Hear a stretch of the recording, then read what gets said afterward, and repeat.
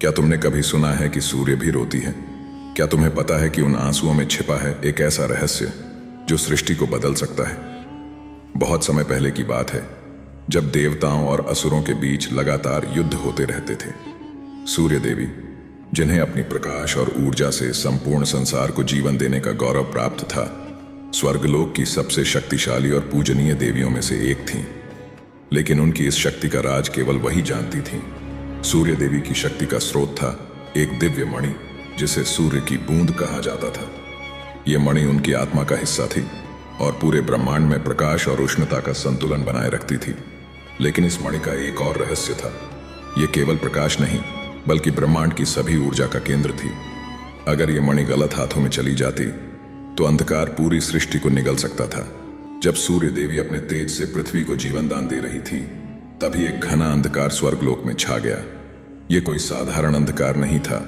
यह असुरों के राजा तामस का छाया जाल था। तामस ने अपने काले जादू से सूर्य देवी की मणि चुराने की योजना बनाई थी। तामस ने देवताओं के बीच भ्रम फैलाने के लिए अपनी मायावी शक्ति का उपयोग किया।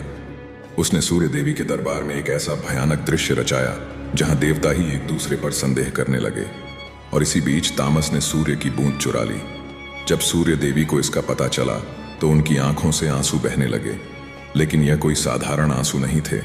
ये आंसू जलते हुए अग्नि मोतियों की तरह थे, जो पृथ्वी पर गिरकर सृष्टि में हलचल मचाने लगे। उन आंसुओं से जंगलों में आग लग गई, नदियां उबलने लगीं और पृथ्वी कांप उठी।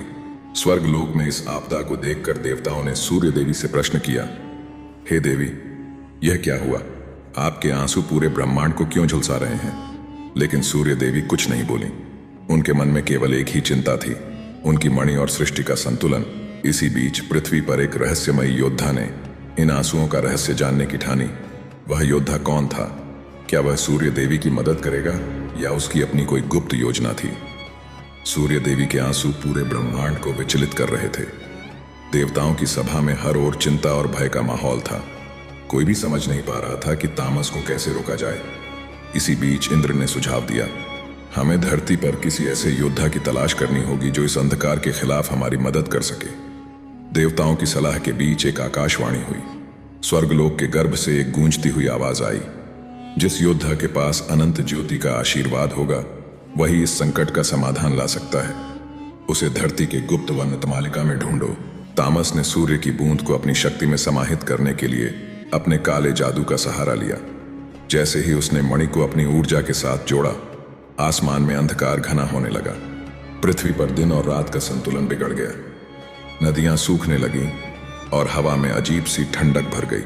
तामस ने हंसते हुए कहा, अब यह ब्रह्मांड मेरी मुट्ठी में है। यह मणि मेरी शक्ति को अनंत बना चुकी है। तुम्हारा प्रकाश अर्णव अब मेरे अंधकार के आगे कुछ भी नहीं। लेकिन अर्णव ने अपने भीतर जागी अनंत ज्योति को महसूस किया।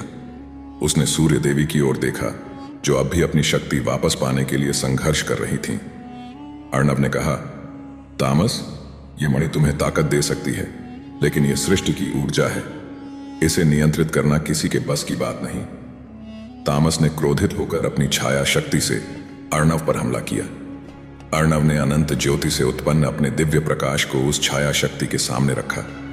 दो विपरीत शक्तियों के टकराने से इतना बड़ा विस्फोट हुआ कि स्वर्गलोक और पृथ्वी दोनों पर इसका प्रभाव महसूस किया गया। इस टकराव से मणि का असली स्वरूप सामने आया। वह केवल एक शक्ति का स्रोत नहीं थी, बल्कि सूर्य देवी की आत्मा का वह हिस्सा थी जिसे उन्होंने सृष्टि को स्थिर रखने के लिए त्याग दिया था। अर्णव को समझ आ गया कि जब तक यह मणि सूर्य देवी के पास नहीं लौटती, सृष्टि असंतुलित रहेगी। अर्णव ने कहा, तामस, यह मणि तुम्हारे लिए विनाश लाएगी। इसे सूर्य देवी को लौटाना होगा। लेकिन तामस ने मणि को अपने सीने में समाहित कर लिया और पूरी सृष्टि को अंधकार में ढकने की कोशिश की। इस बार अर्णव ने अपने प्रकाश को केंद्रित किया और सूर्य की बूंद की ओर बढ़ा। तामस ने अपनी पूरी शक्ति से अर्णव पर वार किया, लेकिन अर्णव ने अनंत ज्योति का आह्वान किया और सूर्य की बूंद के भीतर छिपे प्रकाश को जागृत करने की कोशिश की। तभी एक तेज चीख सुनाई दी।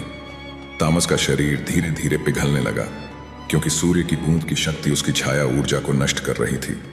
जैसे ही तामस गायब हुआ, सूर्य की बूंद से एक नई आवाज सुनाई दी। यह मणि केवल एक शक्ति का स्रोत नहीं थी, यह ब्रह्मांड के संतुलन की कुंजी थी। उस आवाज ने चेतावनी दी, तामस का अंत हो चुका है। लेकिन यह केवल शुरुआत है। अर्णव, तुमने अनंत ज्योति का आह्वान कर सृष्टि को बचा लिया है, परंतु अब तुम्हें इस मणि को वहां ले जाना होगा जहां ब्रह्मांड की सारी शक्तियों का मूल है। कालसागर, अर्णव ने चौंकते हुए पूछा। कालसागर, यह क्या है? आवाज ने उत्तर दिया। कालसागर वह स्थान है जहां ब्रह्मांड की सभी ऊर्जाएं एकत्र होती हैं। अगर यह मणि वहां नहीं पहुंची तो यह सृष्टि स्वयं नष्ट हो जाएगी। लेकिन याद रखना, कालसागर तक पहुंचने का मार्ग आसान नहीं है। हर कदम पर ऐसी शक्तियां तुम्हें रोकेंगी जो चाहती हैं कि यह मणि सृष्टि में अराजकता लाए। अर्णव ने मणि को हाथ में लिया और सूर्य देवी की ओर देखा। सूर्य देवी ने कहा, यह यात्रा तुम्हारी है अर्णव। तुम्हारा प्रकाश अब सृष्टि के लिए ढाल बनेगा। मैं तुम्हारे साथ नहीं आ सकती, लेकिन मेरी आशीर्वाद हमेशा तुम्हारे साथ रहेगा। अर्णव ने अपनी यात्रा शुरू करने का संकल्प लिया।